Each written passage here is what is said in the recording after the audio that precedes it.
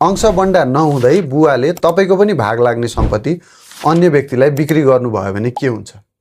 यदि तपाईँ र तपाईको बुवा बीच र तपाईको परिवारमा अंशबन्डा भएको छैन र त्यो नहुँदा पनि तपाईको बुवाले तपाईको पनि भाग लाग्ने सम्पत्ति अन्य व्यक्तिलाई बिक्री गर्नुभयो भने तपाईले तपाईको बुवा र त्यो खरिद गर्ने मान्छेलाई समेत प्रतिवादी बनाएर तपाईले अदालतमा मुद्दा दायर गर्न मिल्छ र अदालतलाई यदि तपाईको माग चाहिँ मनासिब लागेमा अदालतले त्यो सम्पत्तिबाट तपाईको भाग फिर्ता पनि गर्न सक्छ र यो मुद्दा चाहिँ कति समयसम्म गर्न मिल्छ, यसको हदम्याद कति हुन्छ भनेर धेरैजनाले प्रश्न पनि गरिरहनुहुन्छ।